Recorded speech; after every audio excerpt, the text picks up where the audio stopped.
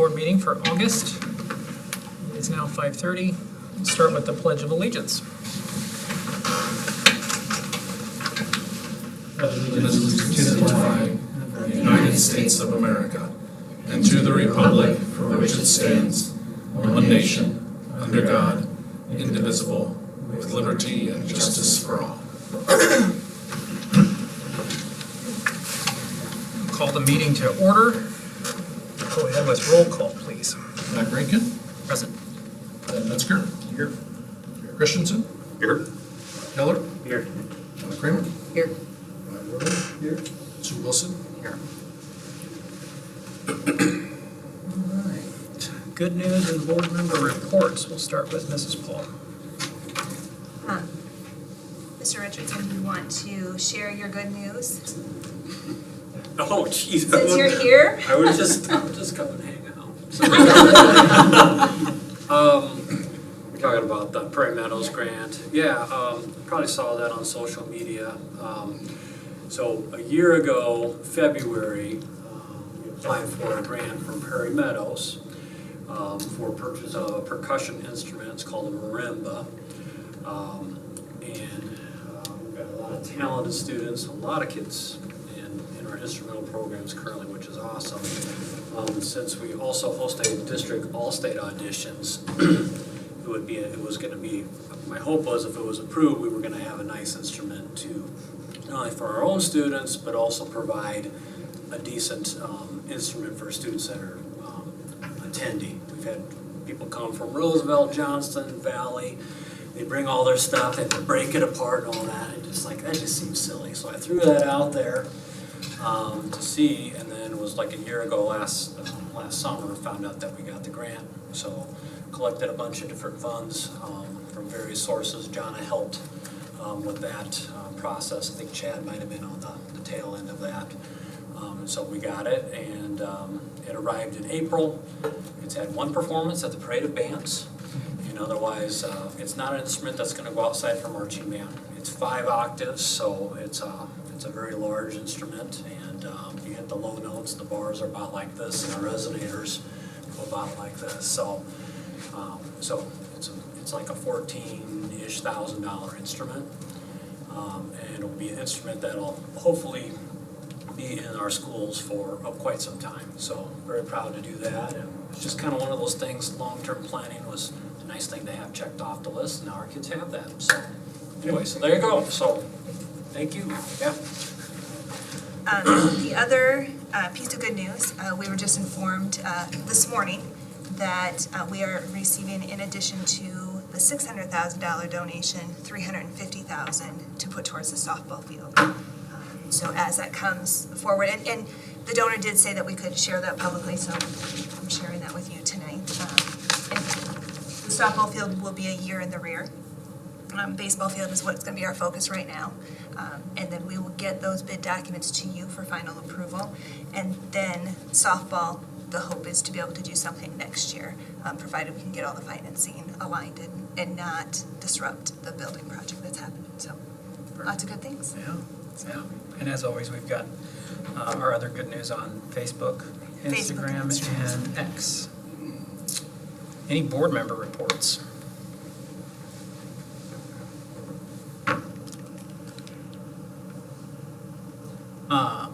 Did want to just mention that during the National Balloon Classic, with all of the bad weather and the rain, there was an opportunity for the district to be involved with that on Wednesday evening of balloons, where they requested us to help them out by busing people from here in town out to the balloon field.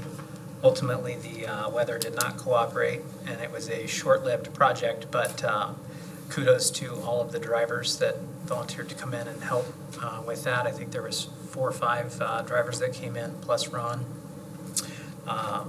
So very much appreciate those guys coming in on a short notice and being willing to help out, and try to continue to help out the nonprofits that are in the community. Not really necessarily a board member report, but I wanted to throw a feeler out there to the board. Homecoming parade is coming up. Wanted to gauge interest and see if you guys wanted to continue that tradition of doing the float, throwing candy, and being a part of the homecoming. Sure. Okay. That's my vote. So, Anybody else have anything on board member reports? So ICYF back to school bashes this weekend. Saturday. you say that louder. ICYF back to school bashes Saturday, way after. Somewhere around there. I can grab the times and send them to you.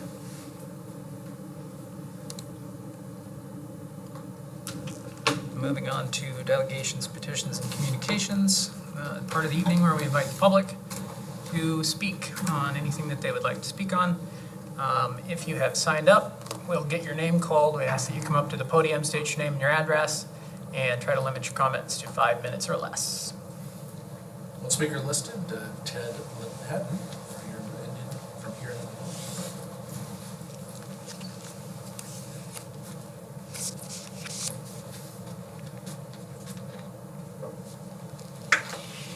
Thank you for this opportunity. I appreciate it, given the fact that where you are with the semester about to begin and taking a glance at your agenda. I know you have important things to cover tonight, and so it's, I assure you I wouldn't be here were it not for the issue that is of utmost importance to me at this moment. Ted Liddon Hatton is my name, and I live at 1501 West 5th Avenue. I moved to this community 25 years ago. Came here with my wife, who was then and is now still a teacher of mathematics. She's with the Des Moines School District. We brought with us 3 small boys, who are now 3 rather tall young men. And they are products of this school system, of the school district.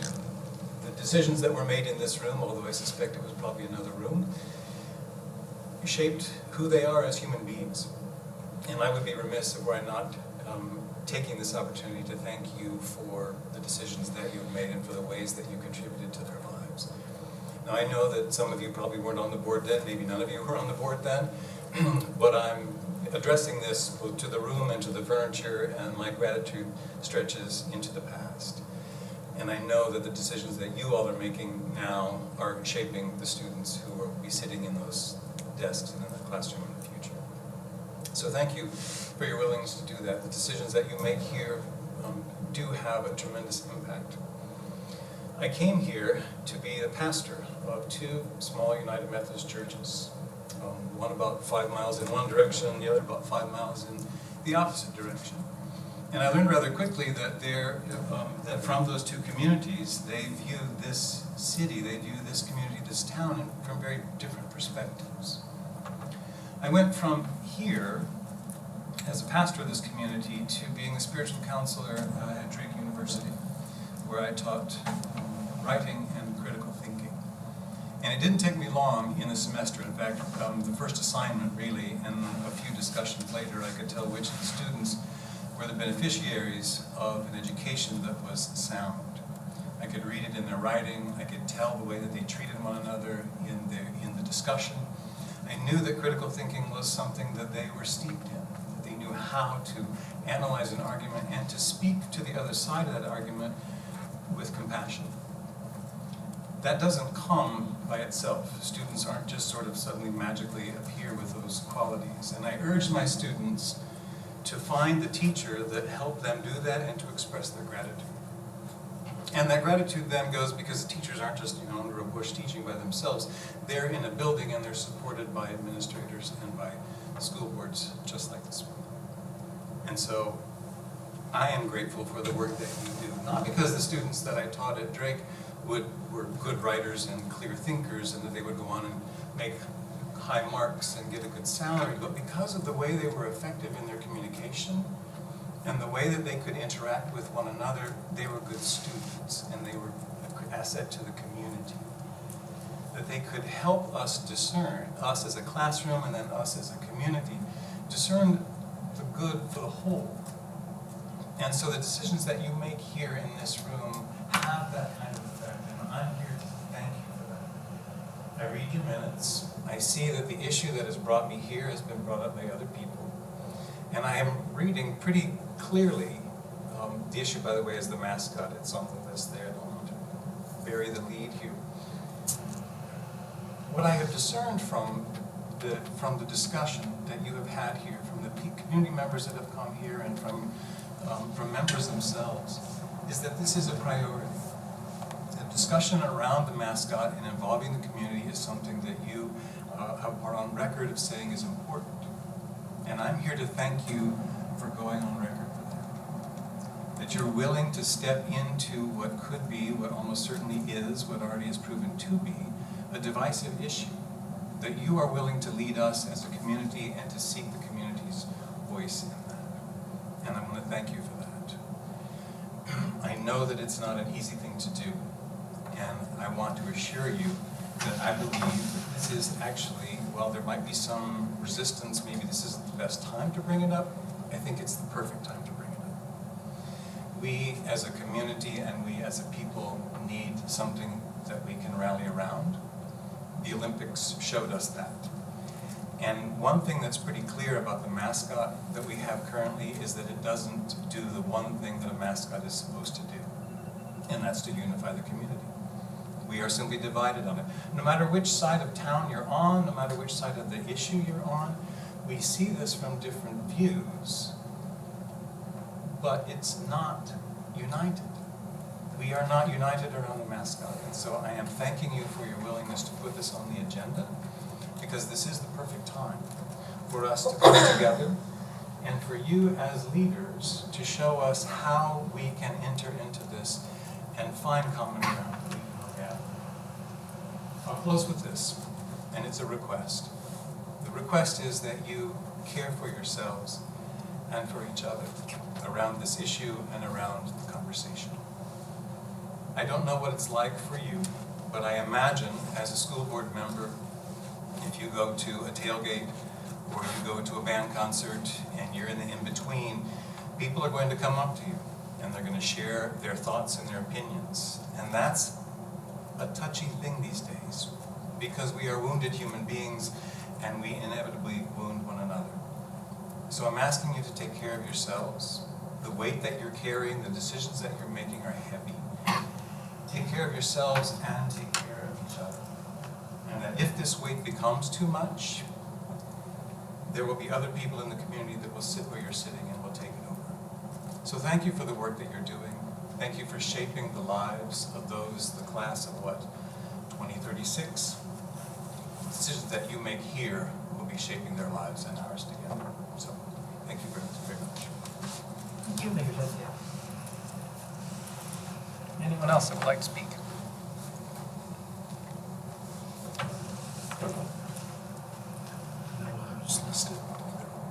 Thank you. Next item is item E, consent agenda. Is there any items on the consent agenda that anyone would like to pull out for further discussion?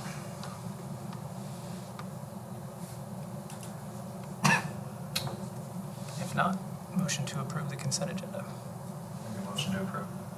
Motion made by Rob, seconded by Donna. Any further discussion? All those in favor say aye. Aye. Any opposed? Motion carries 7-0.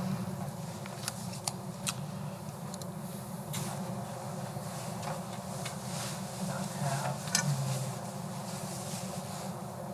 any presentations this evening. Under discussion and action items, district, first item is to consider the approval of a middle school therapy animal.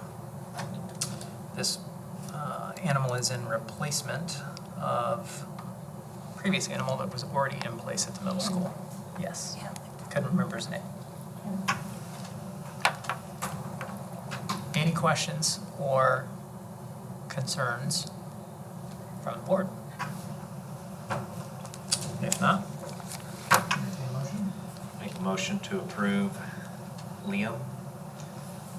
Second. Motion made by Ben, seconded by Eric. All those in favor say aye. Any opposed? Motion carries 7-0. Thank you.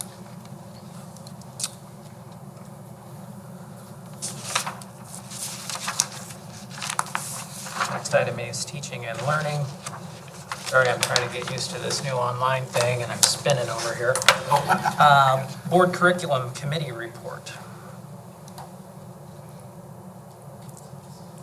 Yeah, we talked about middle school standard based reporting, and we actually have the opportunity to work with somebody out of the UNI to basically, he will come in and kind of help us build capacity for our middle school leadership and how that can really work to implement the standards for the base scoring and reporting on our standard-based testing. So I think the staff is excited to have this opportunity to work with somebody out of the University of Northern Iowa.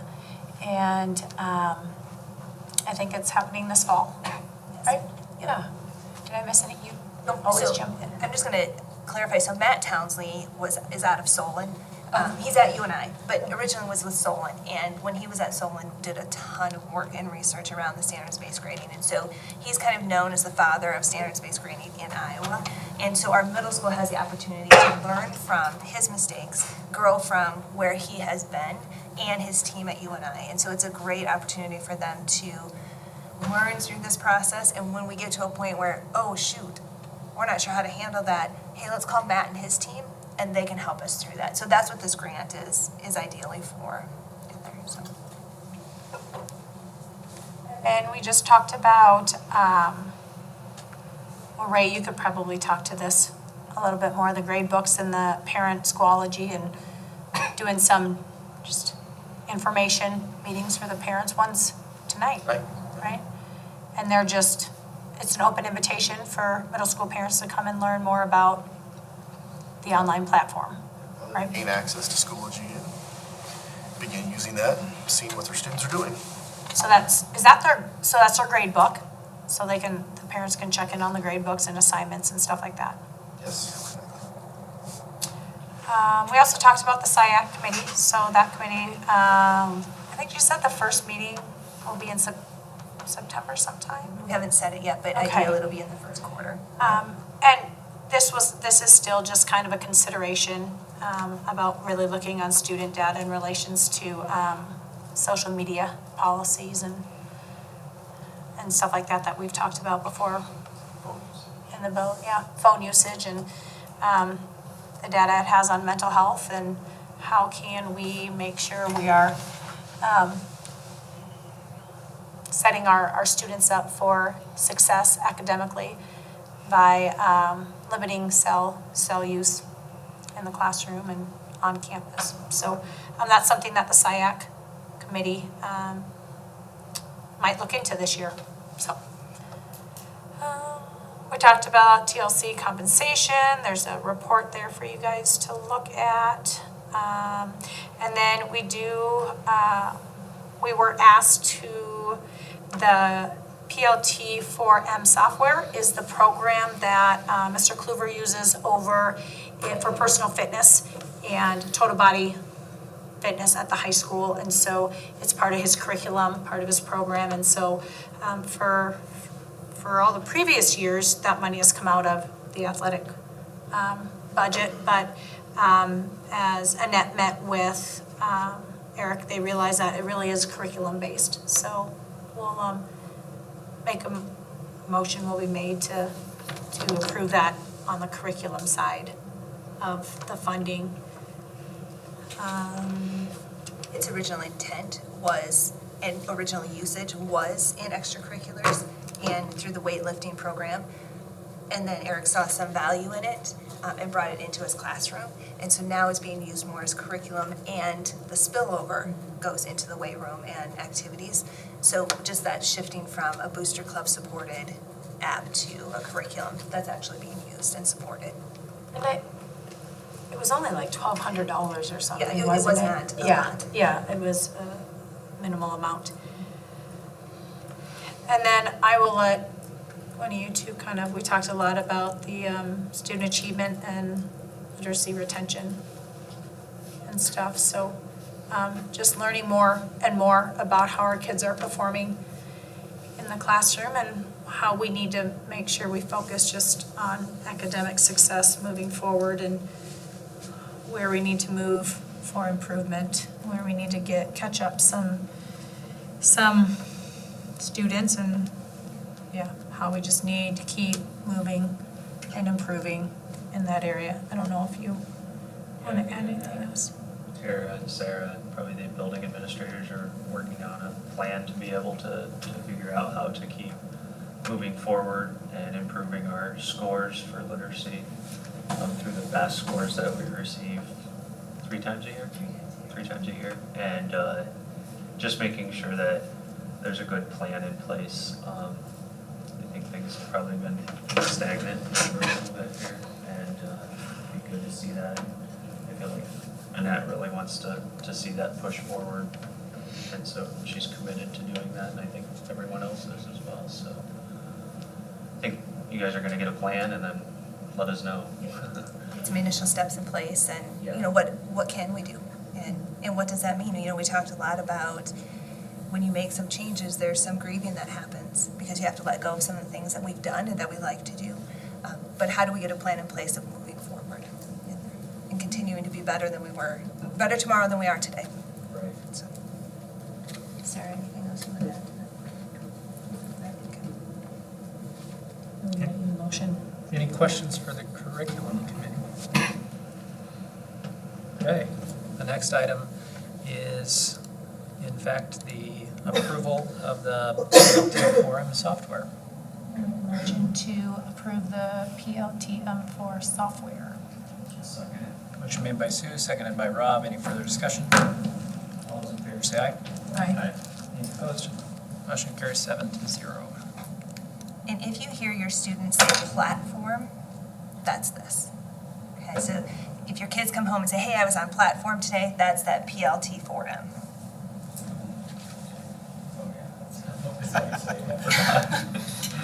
I'm into phonics. I read what's out there, yes.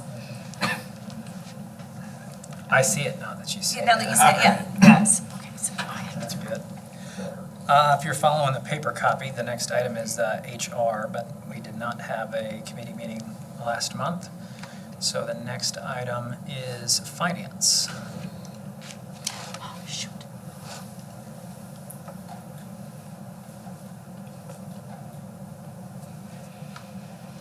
Either says that you were.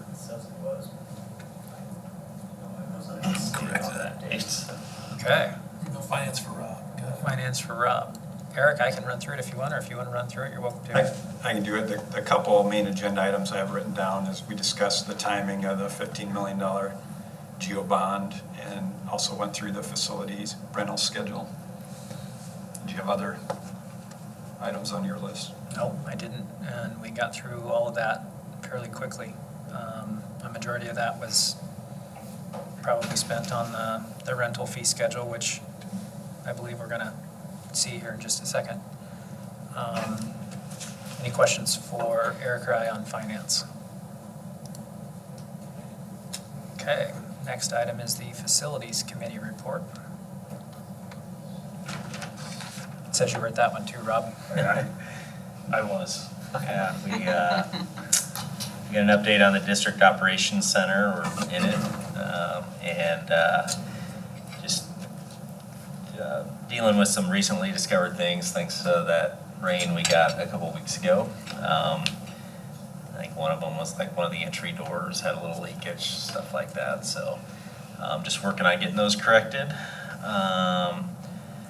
The high school addition and renovation, phase 0, obviously that same rain kind of delayed everything over there with the dirt becoming a complete mud pit, but that's back up and going, and so they've also begun some internal work there. And then we talked about the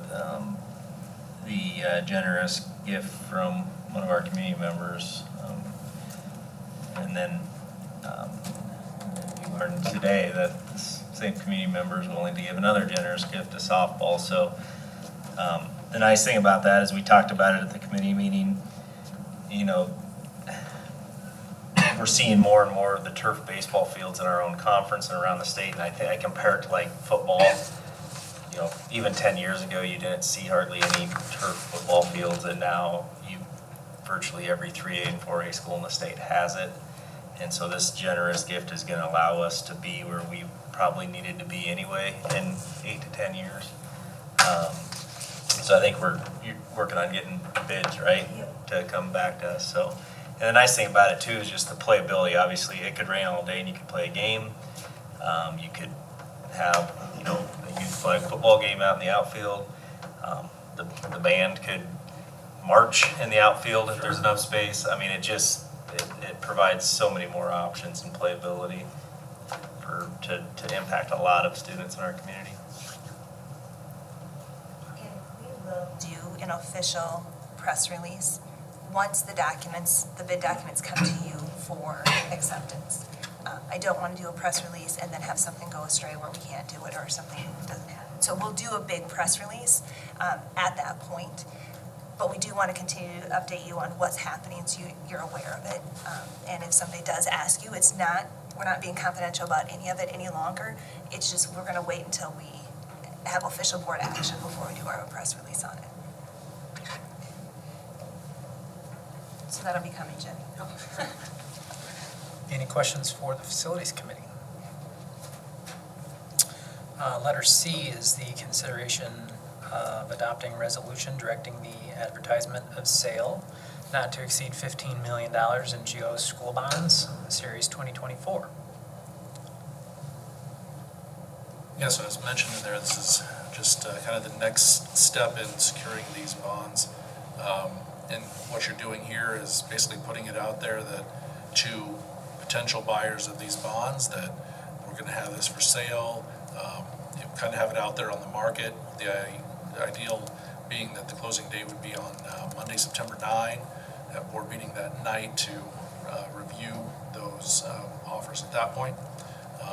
Also, looking to approve the official statement and electronic bidding procedures that go along with this. The official statement, as you've seen in your board packet, several pages long of information that I guess bond holders would want to see. So our next step after this one does then come on September 9. And earlier that day, we're intending on opening the bids, if you will. And mostly they're electronic bids, so it just pops up on the screen.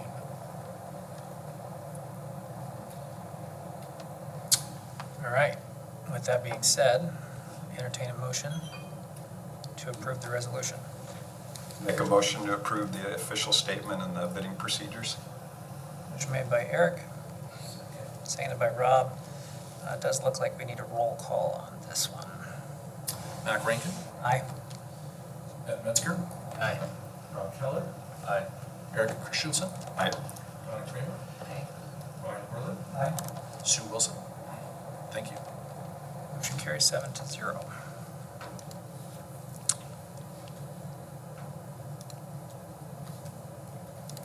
Next item in your packet is the board calendar. We have Thursday morning, a HR committee meeting tentatively scheduled. If there's any items that the committee would like to bring forth. I don't believe that. You don't have a need to meet. If you don't have anything for us, I'm good with not having a meeting. if you guys want to. We don't have to have a meeting just to have a meeting. If there's nothing to talk about, let's punt till next month. Okay. So you all right with that? I'm good with that. Okay. Finance next Tuesday. You've got stuff for us, Chad? I'm gonna look, probably not, but let me do a little more looking with the baseball and softball stuff. Okay. Policy we need to have next Thursday. Eric, that still work for you? You bet. Ryan, work for you? Okay. Ray, it looks like the Tuesday after that, you've got technology, or is that the Thursday? Tuesday. Tuesday. It's Tuesday. And I will have stuff for Okay. that day. I'd like to, if we can, maybe meet at the new building, so you guys can see that too. District Send operations. directions. Department of Corrections. They're posted right out here. So if that works for you guys, it would be nice to meet over there at the new facility. September 5th, I assume there's going to be all sorts of topics for the Facilities Committee to cover. I am assuming there'll be lots Okay. of them. Board meeting on September 9th, like Chad mentioned, we'll have a public hearing that night, I believe. I think that's correct. And then we get into, So a 5:30 start still. yes. And I need to go back and double check. Remind me, does anybody know what night homecoming is at this? Is the dance is the 20th, so The 18th would be the parade. the parade would be 19th. And then the 20th, the football game. Okay. Another item that is not on here, for those of you that are available, next Tuesday, What time is that? 11 a.m. at the Field House is the teacher first day assembly, All district. all district, yes. And so we're doing lunch. Yes. And then what time is the speaker? Is that, 11, the speaker is at 11? No, he,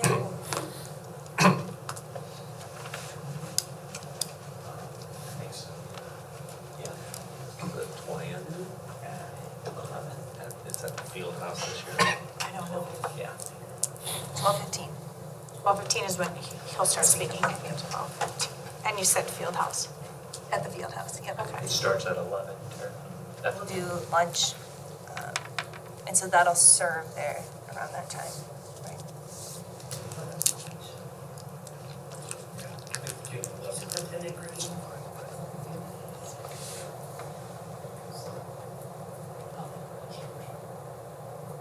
Anyone else have anything for the calendar?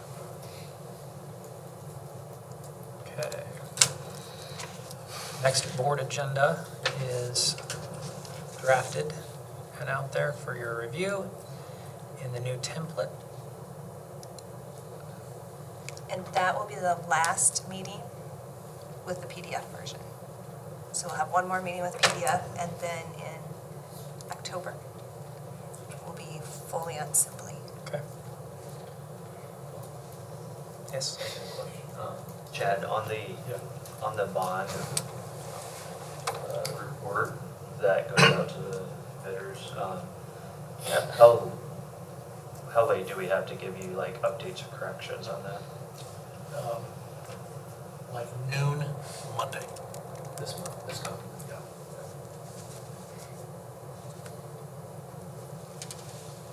Any other business? I'd like to make a motion to modify the proposed agenda. I'd like to add an agenda item to discuss the ability of elementary teachers to have their children attend the same school. That they teach at? Yep.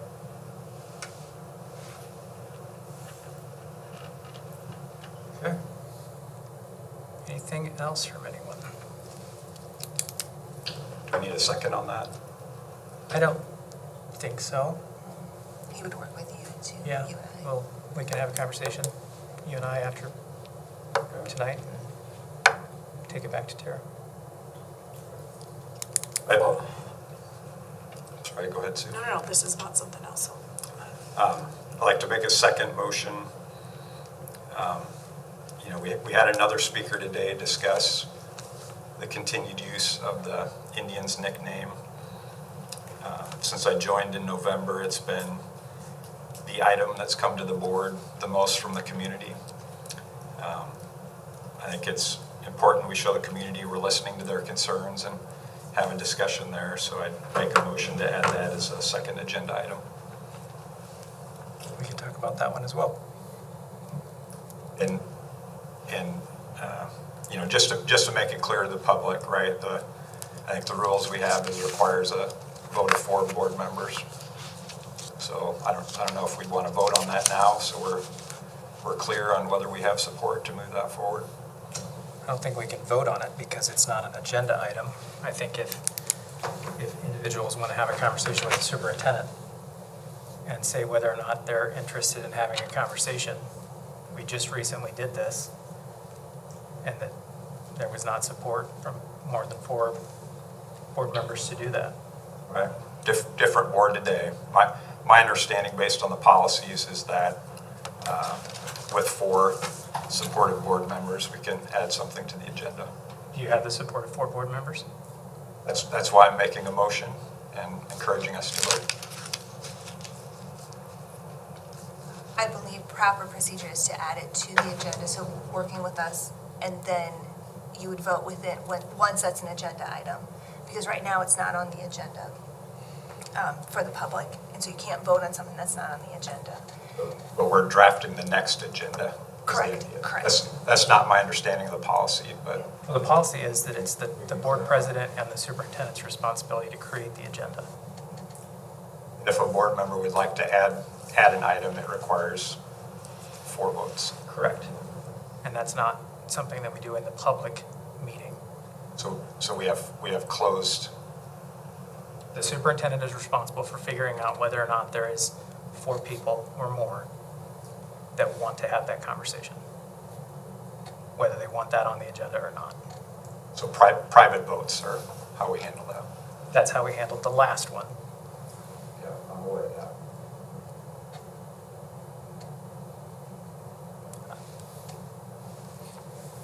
Wouldn't it be you just add it as an agenda item to next meeting and then it's voted on once it's on the agenda if it's discussed further in public? Because we do vote in Correct. public. Correct. Because I don't believe we can have rolling votes. Can't. And so, yeah, we just put it on the agenda for next meeting and then before it's even discussed, it's voted upon. Do we want to have the discussion or not? Yeah.